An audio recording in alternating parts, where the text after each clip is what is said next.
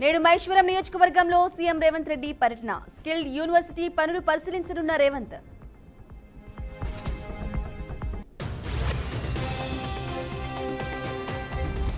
నేడు వంశీ కస్టడీపై నోజివేడు కోర్టులో విచారణ. నకిలీ ఇళ్ల పట్టాల కేసులో కస్టడీకి కోరిన పోలీసులు.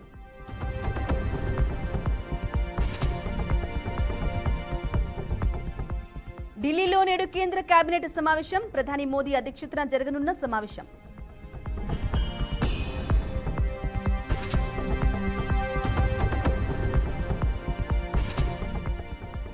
టీ కాంగ్రెస్ మాదిగ సామాజిక వర్గ ఎమ్మెల్యేల రహస్య భేటీ. నేడు మీనాక్షి నటరాజన్ను కలవనున్న ఎమ్మెల్యేలు.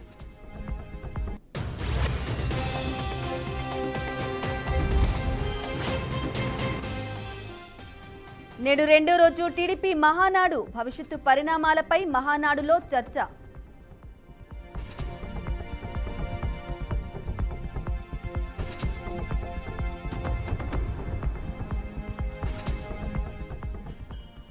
రాష్ట్ర ప్రభుత్వ అధికారిక వేడుకగా ఎన్టీఆర్ జయంతి. ఉత్తర్వులు జారీ చేసిన ఏపీ ప్రభుత్వం.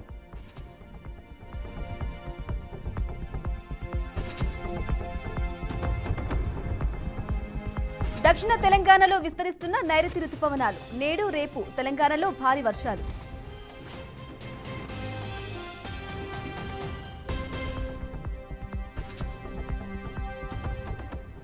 జూన్ 13 నుంచి విశాఖ అబుదాబి మధ్య విమాన సర్వీసు. సోమ, బుధ, శుక్ర, ఆదివారాల్లో అబుదాబి సర్వీసు.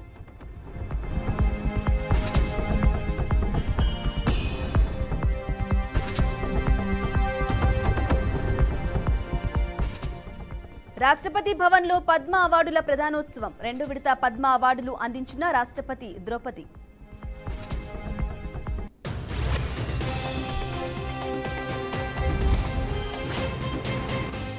మిస్ వరల్డ్ పోటీల ఫైనల్ కు కౌంట్ డౌన్. ఈ నెల 31న హైటెక్స్ లో జరగనున్న ఫైనల్.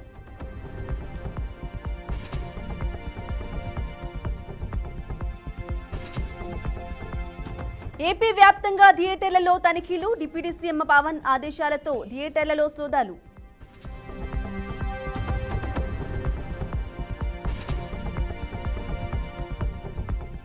తిరుమలలో కొనసాగుతున్న భక్తుల రద్దీ. 31 కంపార్ట్మెంట్లో వేచి ఉన్న భక్తులు.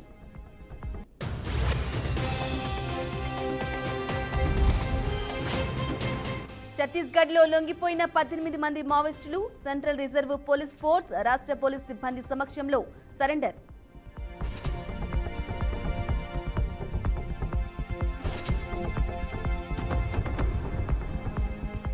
జగిత్యాల జిల్లాలో పిడుగు కలకలం. తీవ్రంగా గాయపడిన సుమలత అనే మహిళ.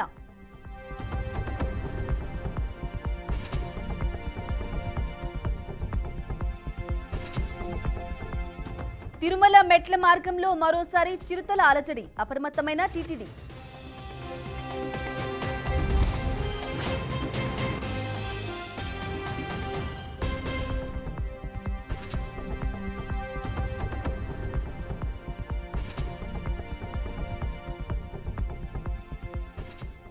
తొలిసారి కాళేశ్వరం కమిషన్ విచారణకు మాజీ ముఖ్యమంత్రి కేసీఆర్. జూన్ 5న హాజరు కావాలని నిర్ణయించుకున్న గులాబీ బాస్.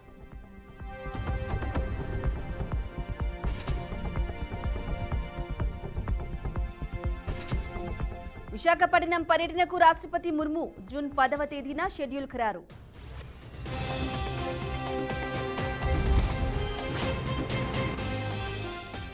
తెలంగాణలో వర్షాలపై సీఎం రేవంత్ ఆరా. అధికారులు అప్రమత్తంగా ఉండాలని ఆదేశం.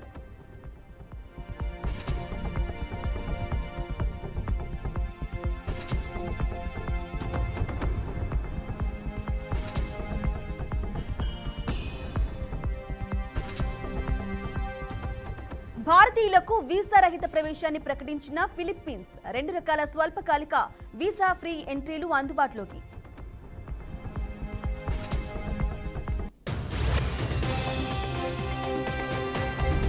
పీఓకేలోని ఉగ్ర స్థావరాలకు మళ్లీ చేరుకుంటున్న ముష్కరులు. చొరబాట్లను ఉగ్రవాదులు యత్నించే అవకాశం ఉందని బీఎస్ఎఫ్ వెల్లడి.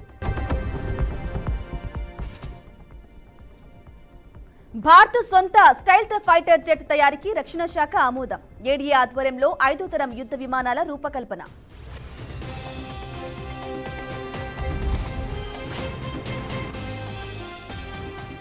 భారతీయ విద్యార్థులకు అమెరికా ఎంబసీ హెచ్చరిక. క్లాసులకు వెళ్లకపోయినా కాలేజీకి చెప్పకుండా కోర్సు మానేసిన వీసా రద్దు.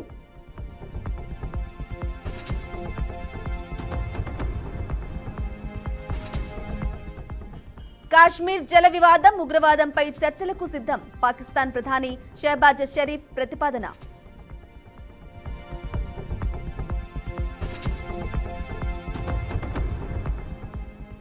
ఏఐ ఆధారిత యుద్ధ విమానం తయారీకి రక్షణ శాఖ గ్రీన్ సిగ్నల్.